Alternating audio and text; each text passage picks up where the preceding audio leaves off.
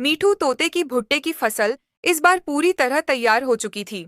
उसके खेत में लंबे पौधों पर बड़े बड़े दानेदार और सुनहरे भुट्टे लगे हुए थे।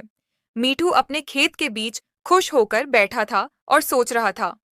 इस बार भुट्टे बहुत अच्छे पके हैं। कुछ ही दिनों में इन्हें मंडी में बेच दूंगा और अच्छे पैसे कमाऊंगा।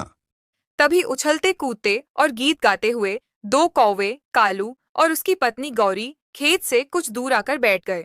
उनका गाना था, मैं काला काला कौवा। मैं काली काली चोरी करना चोरी करना। कालू बोला। भाग्यवान, देखो तो सही, उस तोते के खेत में कितने बड़े और मोटे भुट्टे लगे हैं।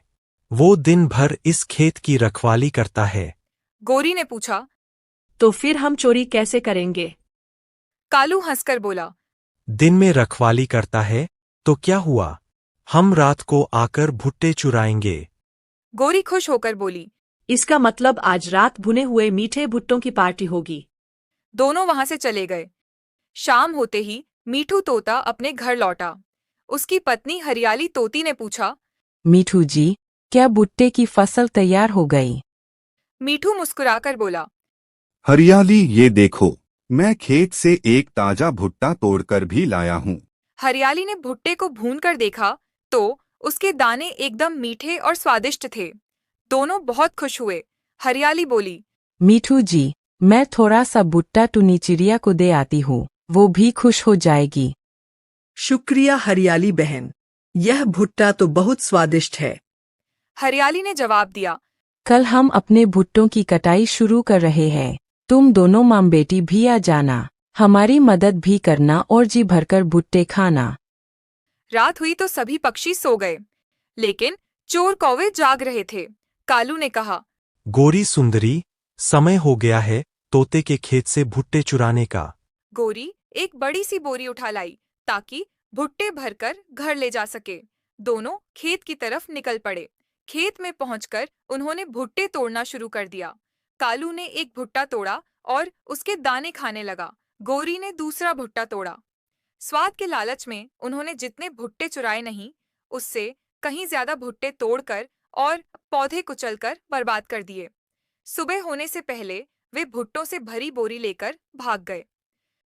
सुबह जब मीठू अपने खेत पहुंचा तो टूटे हुए पौधे और बर्बाद भुट्टे देखकर रोने लगा। मैं लुट गया, किसी चोर ने मेरी पूरी फसल उजाड़ दी। तभी उड़ता हुआ चाचा बाज वहां आया। उसने कहा। मीठू, रोने से कुछ नहीं होगा। टुनी चिड़िया के पास एक लोहे का मजबूत फंदा है। तुम वो फंदा खेत के बीच में लगा दो, चोर जरूर पकड़ा जाएगा। मीठू तुरंत टुनी चिड़िया के पास गया। टुनी चिड़िया बोली। तोते भैया, वो फंदा छुपाकर कैसे लगाना है, यह मैं जानती हूँ। मैं खुद चलकर उसे लगा देती हूँ। टुनी चिड़िया ने भुट्टों के घने पौधों के बीच, जहां सबसे बड़े भुट्टे लगे थे, वहां लोहे का फंदा लगा दिया। उधर गौरी कौवे की माँ भी उनसे मिलने आई थी। घर में खाने को कुछ नहीं था। कालू ने सास से कहा। चिंता मत करें सासू माँ, आज रात फिर तोते के खेत से सबसे बड़े और मीठे भुट्टे चुराकर लाएंगे।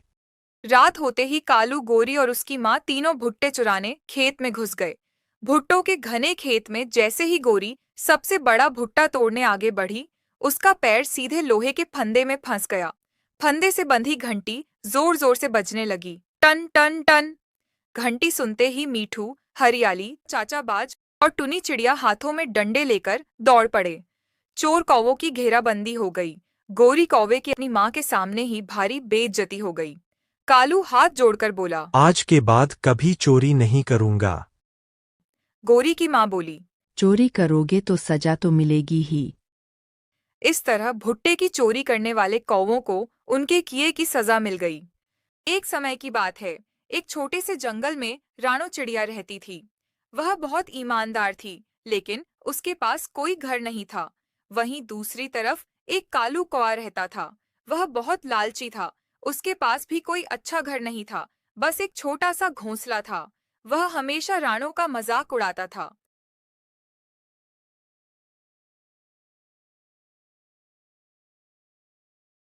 कालू भाई, चलो जंगल चलकर कुछ दाने ढूंढ लाते हैं। अगर मैं तेरे साथ जंगल में गया तो मेरा क्रेडिट कम हो जाएगा। राणो बिना कुछ बोले ही जंगल में चली गई। राणो जैसे ही जंगल पहुंची, उसे कुछ सुनाई दिया। अरे, ये किसी आवाज है। लगता है कोई मुसीबत में है। राणो जैसे ही आगे बढ़ी तो उसे एक चुड़ैल दिखाई दी। चिड़िया, जल्दी से ये पत्थर हटा दो, नहीं तो मैं मर जाऊंगी। राणो ने बिना कुछ सोचे समझे पत्थर हटा दिया और चुड़ैल बच गई। हे चिड़िया, तेरा नाम क्या है और तुम यहाँ क्या कर रही हो? राणो ने चुड़ैल को सारी बात बता दी। अच्छा, ये बात है। ये लो रानो, यह जादुई बांस है। इससे तुम घर बनाओ। चाहे जितना पानी बरसे, यह कभी नहीं टूटेगा। और अगर कोई गलत इरादे से इसे छुएगा, तो उसे उसकी सजा मिल जाएगी। राणो बांस लेकर आई और उसने एक बहुत सुंदर घर बना लिया। जैसे ही घर पूरी तरह तैयार हुआ, वह चांदी की तरह चमकने लगा। इधर कालू राणो का घर देखकर जल भुन गया। अरे, इस भिखारी चिड़िया के पास इतना सुंदर घर कहाँ से आ गया? जाने दो, इसे दाने लाने दो, तब देखना मैं क्या करता हूँ। राणो दाने लेने जंगल में चली गई। तभी कालू अपने घोंसले से उड़कर राणो के घर के पास पहुंचा। जैसे ही उसने घर को छुआ, उसे जोरदार झटका लगा और वह दूर जाकर गिर पड़ा। तभी घर के अंदर से आवाज आई। मूर्ख लालची कौन? इस घर को सिर्फ वही पक्षी छू सकता है जो दूसरों से जलता नहीं, और तूने वही गलती की है। तभी राणो वहां आ जाती है। रानो बहन, मुझे माफ कर दो। मैं हमेशा तुमसे जलता था। और कालू ने उसे सारी बात बता दी। कोई बात नहीं कालू भाई, जो भी होता है अच्छे के लिए होता है। और अब आपको उस छोटे से घोंसले में रहने की कोई जरूरत नहीं है। अब आप मेरे साथ इसी घर में रहेंगे। कालू शर्म से भर गया। इसके बाद दोनों मिलजुल कर खुशी खुशी साथ रहने लगे। अगर आपको ये वीडियो अच्छा लगा हो तो कमेंट में अपना नाम जरूर बताना, ताकि अगली वीडियो में आपका नाम भी लिया जा सके।